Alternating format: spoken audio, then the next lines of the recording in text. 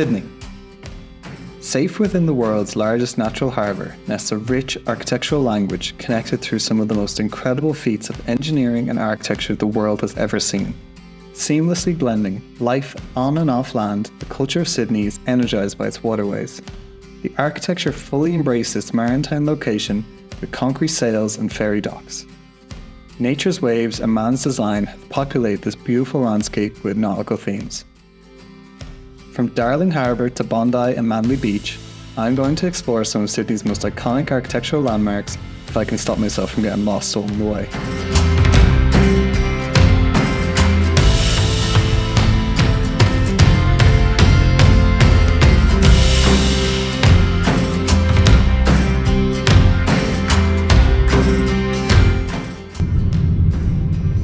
Sydney's beautiful, man. It is, isn't it?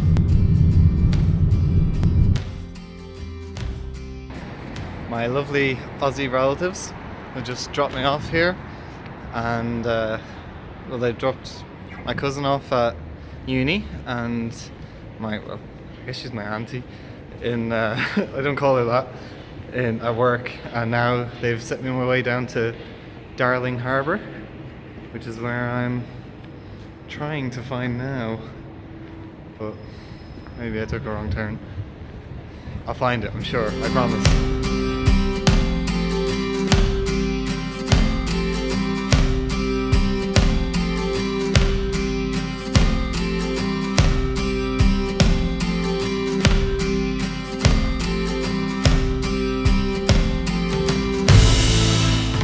I found that the most beautiful times of solo traveling for me are when I'm just wandering around aimlessly through new places, stopping to smell the roses, or just wandering to any building that takes my fancy, really.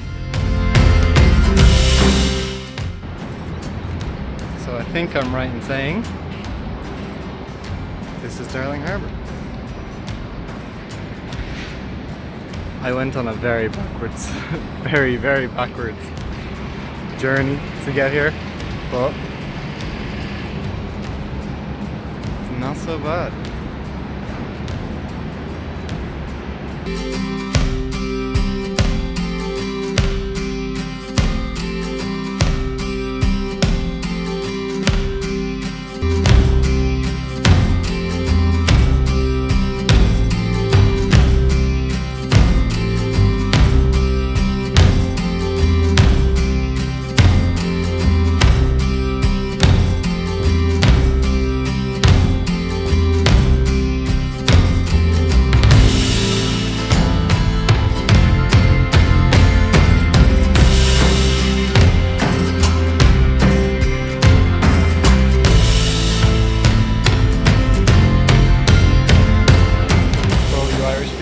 This is the St. Stephen's Green of Sydney.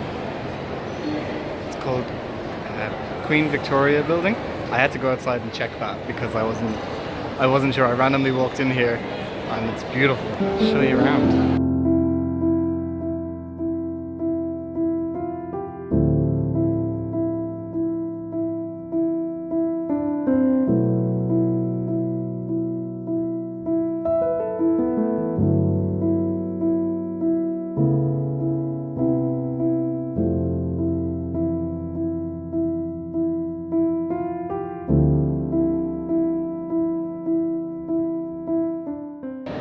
I might be a huge kid, but these are definitely the best things in here. We got the Art of Dr. Seuss and City Toys of Treasure. Man, top notch.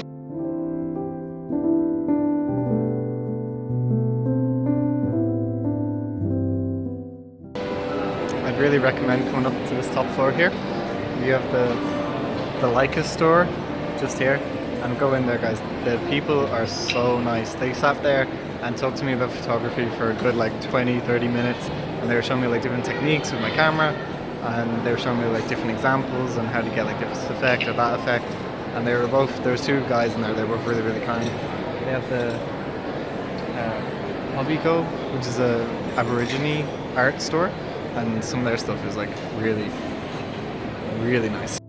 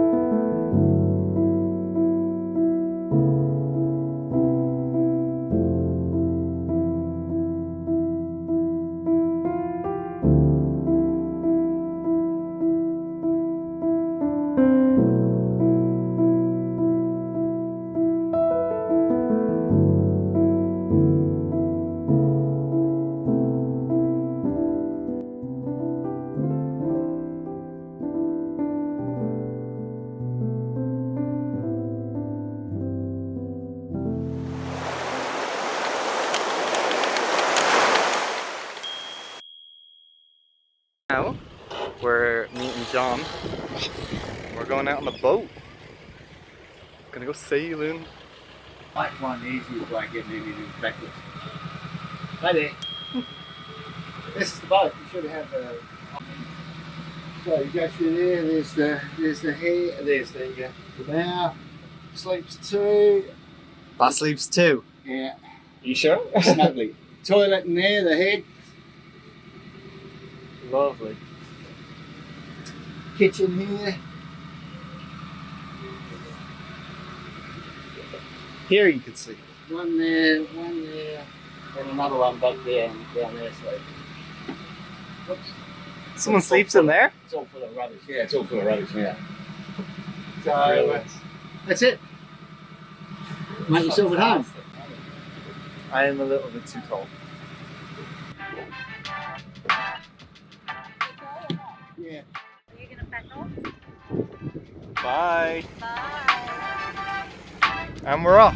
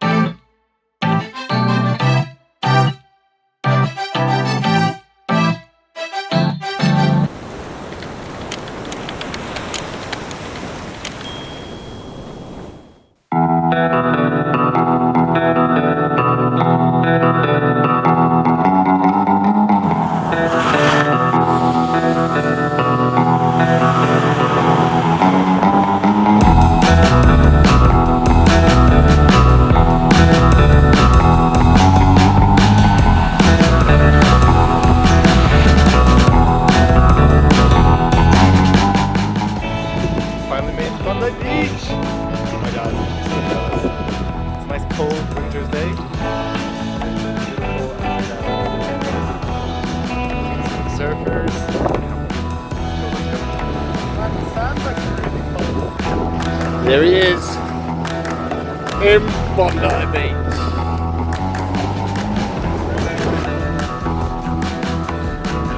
Really cold.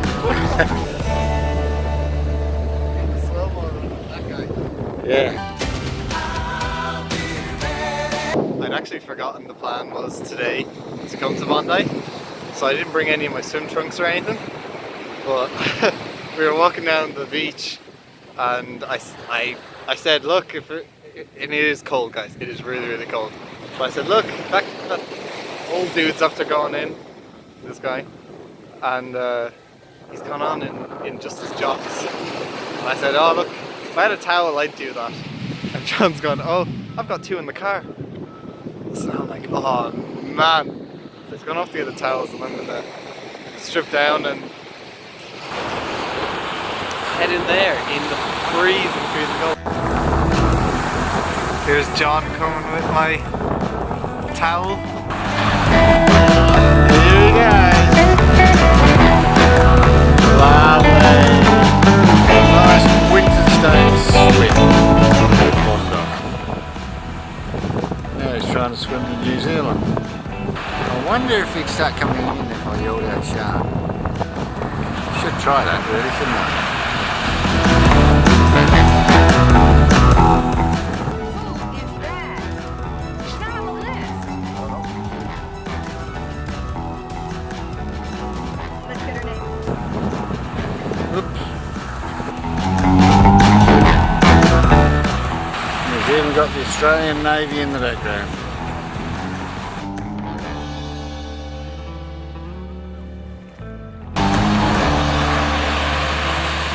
That's freezing!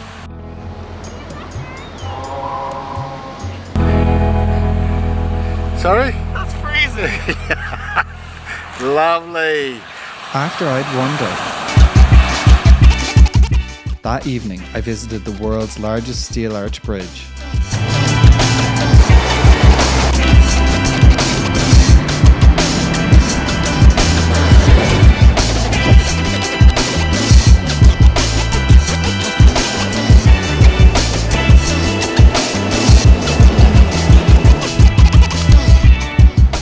Famous Harbour Bridge, which is the biggest steel arch bridge in the world. It was opened in 1932. 16 people died building this bridge, which has like 6 million rivets hard drilled into it. It's incredible. And you can actually see just at the top here, there's 2 pylons on each end. Whoop. And they do nothing, like literally nothing. They're just decoration. And for people to go up them and take photos and all that kind of stuff. And then you can actually go onto the bridge. You can sort of see like that little thing there hanging off the top. That you can go up and across and then up some more. Which it costs like 100 and if you use Cluck, the app, it costs €189. So it's a lot of money to just go up the bridge. It's so beautiful here. It looks like I'm photoshopped into this thing.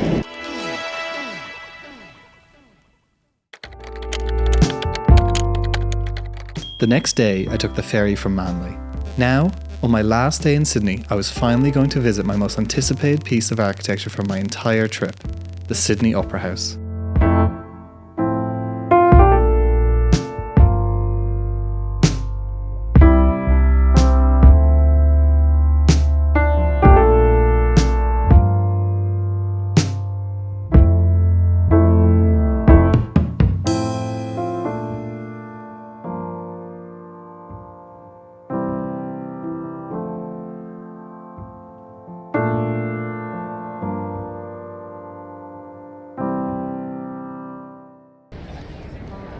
After being in Sydney for nearly a week, I have finally made it to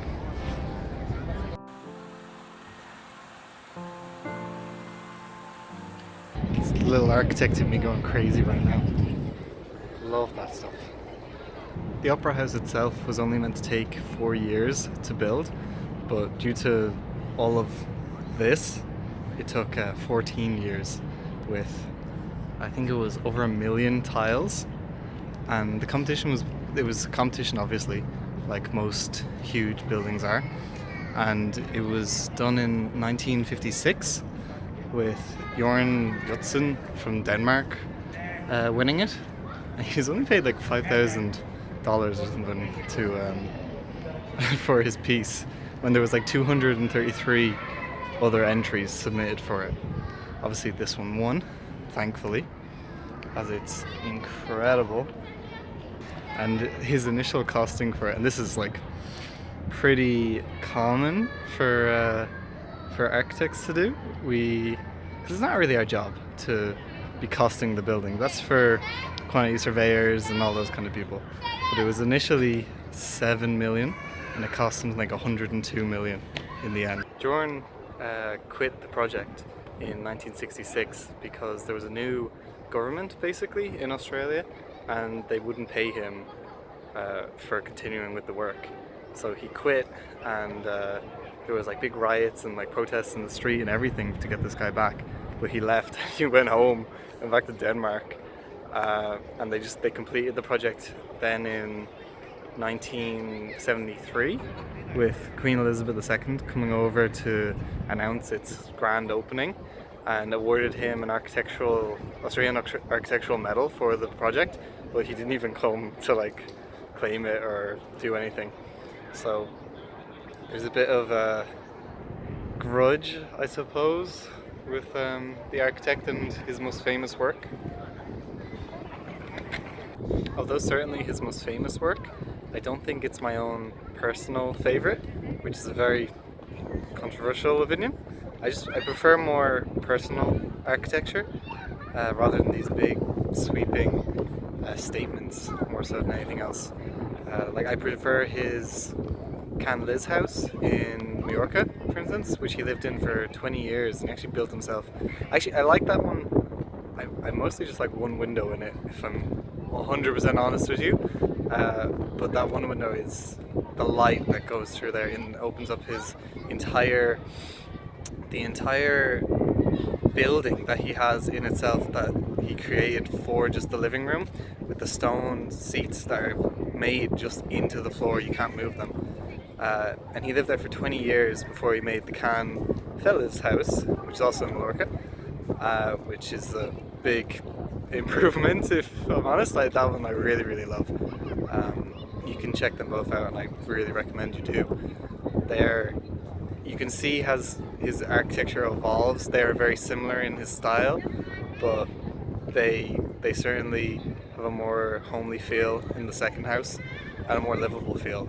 You know, the first one it's all stuck seats and not movable or adaptable, whereas in the second one he kind of opened himself up a bit more. And there's also the Bavergerzer Church or something, Bagsford, I can't remember. But it's the one with the curtains ceiling, which is, oh god, the fact that they can even make that is really incredible. It's similar in style to this. It's much closer.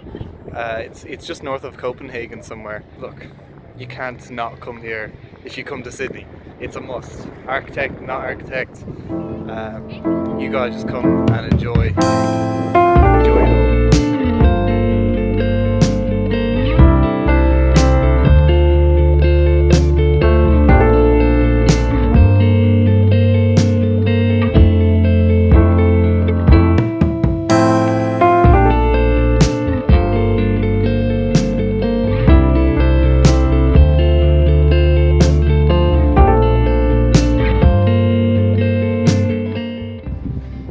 Camera ran out of battery because I didn't charge it after training last night, so you're gonna get crappy Samsung footage basically. Not crappy, but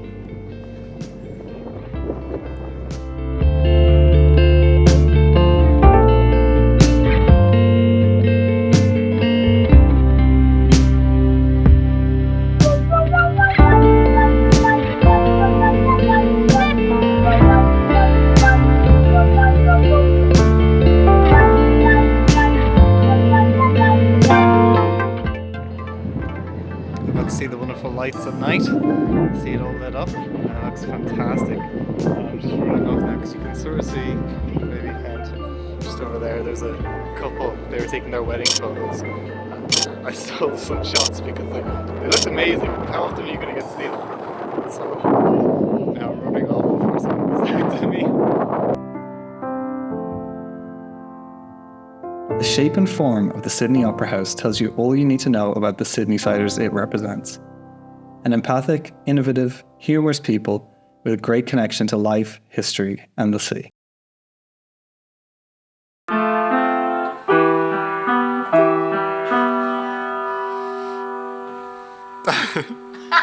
You're not filming, are you? I am. No!